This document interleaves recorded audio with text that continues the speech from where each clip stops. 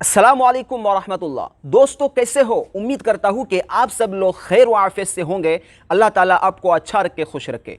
दोस्तों अजीज साथियों, इस वीडियो के अंदर आपको शिहाब भाई का लाइव लोकेशन, करंट अपडेट, सारी जानकारी डिटेल में देने वाला हूँ, समझाने वाला हूँ, इसलिए इस वीडियो में लास्ट तक ज़रूर बने रहे। दोस्तों अजीज़ों, इस वीडियो में जो हमारी गुफ्तगू होंगी, सबसे पहले शिहाब भाई का लोकेशन, उसके बाद शिहाब भाई रात में सफ़र क्यों कर रहे हैं। बहुत सारे भाई हमारे कमेंट्स कर रहे हैं कि शिहाब भाई रात में क्यों सफ़र कर रहे हैं, हालांकि रात में उनको आराम करना चाहिए, दिन में सफ़र करना चाहिए, तो रात में वो क्यों सफ़र करते हैं। और तीसरी बात यह है कि उन्होंने अपना सफ़र कम क्यों किया है, क्योंकि पहले वो अपना जो सफ़र करते थे वो 40 किलोमीटर, 45-50 किलोमीटर के दरमियान में उनका सफ़र था। अब उन्होंने अपना सफ़र क्यों तय कर लिया है और वाघा बॉर्डर अब कितना रहा है, और शिहाब भाई अभी जहां पे रुके हैं वहां से आगे का क्या लोकेशन है, सारी बातें इसी वीडियो में आपको बताऊंगा, इसलिए इस वीडियो को लास्ट तक जरूर सुने। दोस्तों अजीजों, जैसा कि आप जानते हैं आज तारीख है 13 सितंबर 2022। शिहाब भाई के सफ़र का जो दिन है वो है 104वां दिन, यानी आज रात उनके सफ़र को 104 दिन कंप्लीट हो जाएंगे। और दोस्तों अजीज़ों, केरला से निकलने के बाद से लेकर अभी तक तकरीबन 3000 किलोमीटर से ज़्यादा चल चुके हैं, जो कि बहुत बड़ी कुर्बानी है। अल्लाह के लिए इतना मुजाहदा, इतनी मेहनत करना यह हर किसी के बस में नहीं है। ये वही कर सकता है जिसके दिल में इश्क़ खुदा हो, जिसके दिल में अल्लाह की सच्ची मोहब्बत हो। तो खैर, हम बढ़ते हैं लोकेशन के जानिब। दोस्तों अजीज़ों, जैसा कि आप जानते हैं शिहाब भाई 12 तारीख में जहां पर रुके थे उस पैलेस का नाम है अमृत पैलेस, और जो पड़ता है कोटकपुरा के अंदर। और एक कोटकपुरा कहां पर है? ये पंजाब डिस्ट्रिक्ट में आता है और पंजाब स्टेट में आता है, और उसका जो डिस्ट्रिक्ट है वो है फरीदकोट। दोस्तों अजीज़ों, अमृत पैलेस कोटकपुरा में रुकने के बाद शिहाब भाई ने अपना सफ़र वहां से जारी किया था, लेकिन वो अमृत पैलेस के अंदर जो सफ़र करके आए थे तकरीबन 20 किलोमीटर का उन्होंने सफ़र किया था, और 20 किलोमीटर का सफ़र उन्होंने 4 घंटा 10 मिनट के अंदर किया था, क्योंकि रास्ते में क्राउड थोड़ा ज़्यादा था, पब्लिक थी, इस वजह से रुकते हुए आए थे। रास्ते में कई जगह पर इस्तकबाल भी हुआ, कुछ लोगों से मुलाकातें भी हुई। तो सफ़र करने के बाद वो जो अमृत पैलेस के अंदर रुके थे, तो फिर वहाँ से उन्होंने 12 तारीख के शाम में अपना सफ़र जारी किया। 12 तारीख में 8:10 पर वो अमृत पैलेस को छोड़ चुके थे और वहाँ से निकल चुके थे। फिर रास्ता तय करते हुए आगे जो पड़ता है वो आता है महाराजा ढाबा। दोस्तों अजीज़ों, महाराजा जो ढाबा आता है वहाँ से लेकर वाघा बॉर्डर कितना है, तो महाराजा ढाबे के अंदर शिहाब भाई कल रात में 12 तारीख के रात ही के अंदर पहुंच गए। रात पूरी गुजारने के बाद अभी आज सुबह के अंदर भी उन्होंने अब तक अपना कोई सफ़र जारी नहीं किया है। ऐसी अपडेट हमको मिली है और हमने बाकायदा वहाँ पर पूछा भी है। अभी तक शिहाब भाई ने अपना कोई सफ़र जारी नहीं किया। ये महाराजा ढाबे के अंदर ही रुके हुए हैं, जो कि जिसका जो डिस्ट्रिक्ट पड़ता है वो फरीदकोट और स्टेट जो आता है वो पंजाब ही आता है। और ये महाराजा जो होटल है ये फरीदकोट वाले रास्ते पर ही पड़ता है। फरीदकोट और अमृतसर का जो रास्ता है उसी रास्ते पर पड़ता है। दोस्तों अजीज, तो अब आज भी शिहाब भाई, मुझे ऐसा लगता है कि वो रात ही में इशा के बाद अपना सफ़र जारी कर सकते हैं, लेकिन जब भी अपना वो सफ़र जारी करेंगे तो सफ़र का रुख क्या होगा, उनका लोकेशन क्या हो सकता है, तो मैं आपको बताता हूँ कि महाराजा ढाबे से आगे जो फर्स्ट गाँव आता है 10 किलोमीटर पर, उसका नाम है मुल्की। मुल्की के बाद आता है तलवंडी, तलवंडी के बाद आता है जीरा, जीरा के बाद आता है आपका अमृतसर, अमृतसर के बाद आता है वाघा बॉर्डर।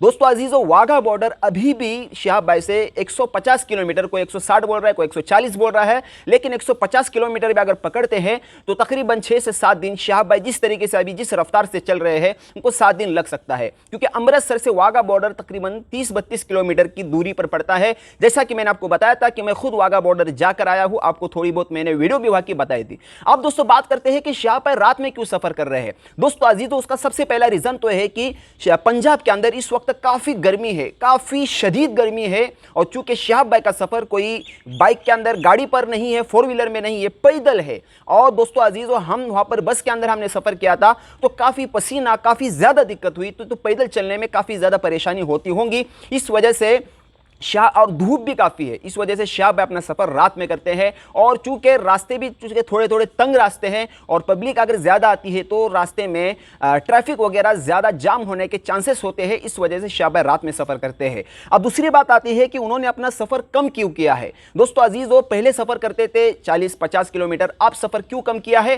तो दोस्तों उसकी असल वजह तो ये है कि शाह भाई चूँकि वाघा बॉर्डर से करीब है और वाघा बॉर्डर जो उनको पहुँचना है वो अपनी फिक्स डेट पर पहुँचना है, जहाँ उनको एंट्री करने की जो डेट मिली होती है उसी डेट पर उनको पहुँचना है। इसी वजह से उन्होंने अपना कम सफ़र अपना कम किया है। और दूसरी बात यह है कि उन्होंने पहले शुरू के दिनों में काफ़ी ज़्यादा सफ़र किया है, इस वजह से अगर वो इसी रफ्तार के साथ चलते रहे तो बहुत जल्दी पहुँच जाएंगे, लेकिन चूँकि उनको 2023 के हज के मौके पर पहुँचना है, इसी वजह से वो अपनी रफ्तार के साथ चल रहे हैं। तो दोस्तों यही कुछ लोकेशन था जो मैंने आपको बतलाने की कोशिश की है। शाह भाई का लोकेशन भी बताया, कहां पर रुके हैं वो भी बताया, आगे का भी बताया और वाघा बॉर्डर की दूरी भी मैंने आपको बताई। दोस्तों अजीजों, मैं उम्मीद करता हूं कि आपके सारे डाउट क्लियर हुए होंगे और शाह भाई का पूरा डिटेल के अंदर आपको लोकेशन समझ में आया होगा। तो दोस्तों अजीजों, आखिर में मैं फिर वही कहूंगा कि आप शाह भाई के सफर के आसानी के लिए दुआ करें। कोई मामूली सफर नहीं है, 8640 किलोमीटर चलकर जाना है और वो भी पैदल जाना है, मुश्किल भरे रास्ते हैं।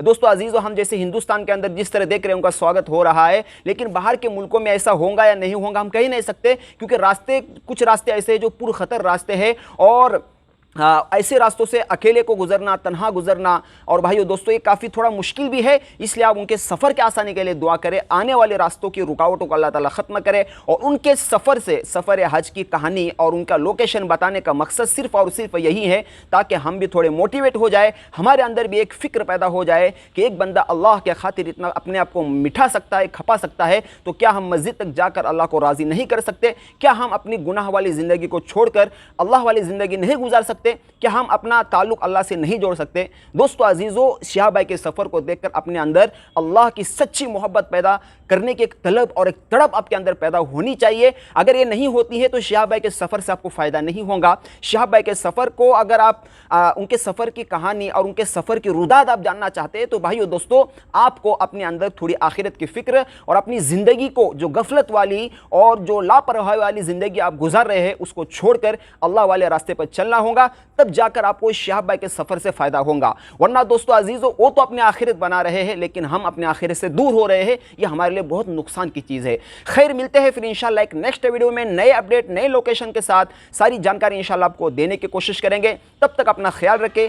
हम इंशाल्लाह सबके लिए दुआ करते हैं। शाह भाई से भी आप सभी के लिए दुआ की गुजारिश की है। आपका भी फरीज़ा बनता है कि आप अगर रूबरू शाह भाई को नहीं देख रहे हैं तो आप दुनिया के, हिंदुस्तान के जिस कोने में भी बैठे हो वहाँ पर बैठकर अल्लाह से आप दुआ करें, उनके लिए भी करें और अपने आखिरत के लिए भी करें। मिलते हैं फिर इंशाल्लाह कल एक नई वीडियो के अंदर। तब तक अपना और अपनों का ख्याल रखें। अस्सलामु अलैकुम व रहमतुल्लाहि व बरकातहू।